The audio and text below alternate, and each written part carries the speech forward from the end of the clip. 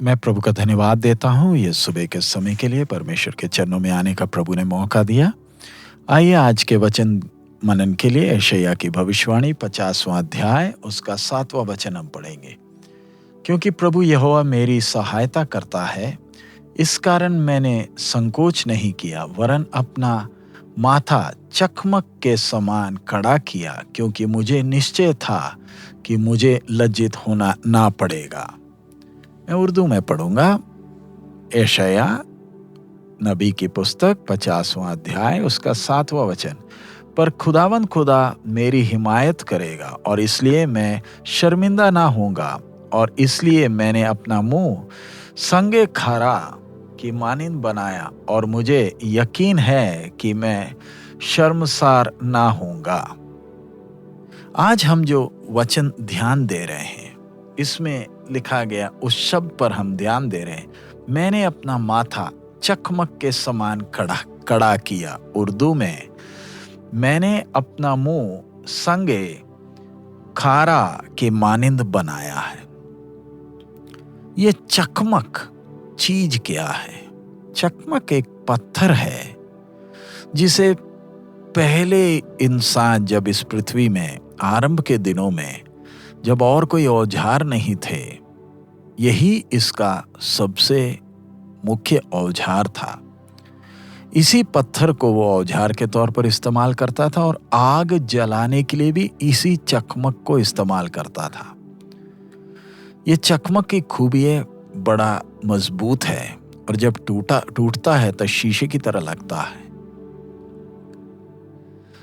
पुराने जमाने में ये पत्थर इंसान को इस पृथ्वी में जीने के लिए ये पत्थर की बहुत जरूरत थी।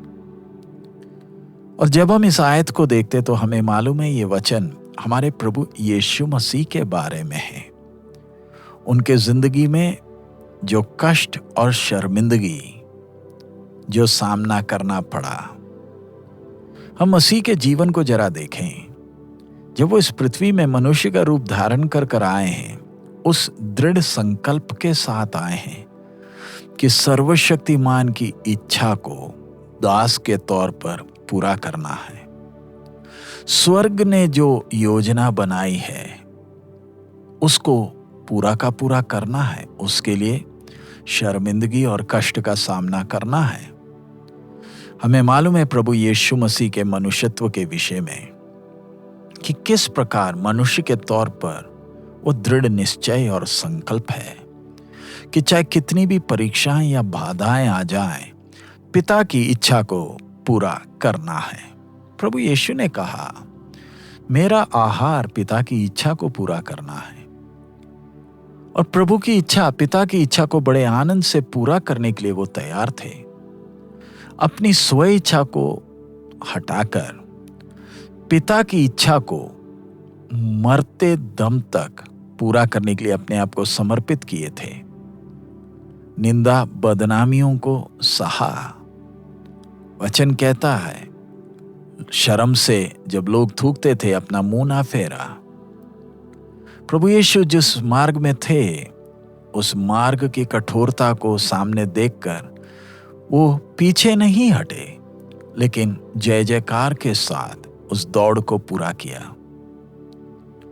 प्रभु यीशु के जीवन भर वो आश्वासन उन्हें था कि जो कुछ वो करते हैं, स्वर्गीय पिता उनके साथ है, क्योंकि पिता की इच्छा के अनुसार कर रहे थे।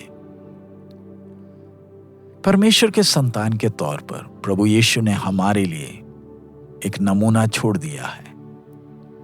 बेशक हमारे जीवन में परमेश्वर ने बहुत से अपने दास और दासियों को भेजा है जो हमें वचन सिखाते हैं, अगुवाई करते हैं, लेकिन हमने ध्यान देना, हमारी नजर प्रभु यीशु पर होना है और उनके पद चिन्हों पर हमें चलना है।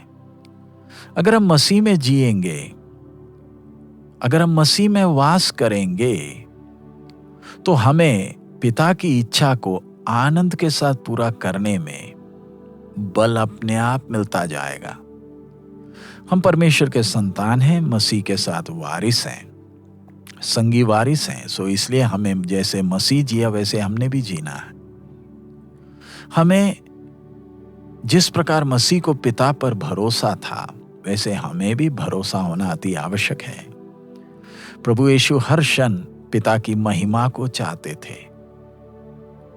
अगर हमें पिता पर पूरा विश्वास है, पिता हमारे साथ है कर आश्वासन है, तो ही हम पिता की इच्छा के लिए अपने आप को दास के तौर पर समर्पित कर पाएंगे। कितना बड़ा सौभाग्य अगर हम पिता की इच्छा को पूरा करने के लिए हमें मौका जो मिला है। कोई भी हमें उस काम को पूरा करने से रोक नहीं सकता, वो काम जो स्वर्ग ने हमें सौंपा है। आइए हम अपने आप को जांच कर देखें, क्या हमारे अंदर पिता की इच्छा को अपने जीवन में पूरा करने का वो मन है, या हमें लोगों की स्तुति और प्रशंसा हम चाहते हैं। पिता की इच्छा को ताक में रखकर क्या हम अपनी इच्छा के लिए जीना चाहते हैं? दुनिया को लगेगा कि हम गलत हैं, लेकिन आइए हम भी अपना माथा चकमक की तरह करें। उसका मतलब हमारा सोच, हमारा संकल्प दृढ़ हो कि मैंने आखिरी श्वास तक पिता की इच्छा को पूरा करना है।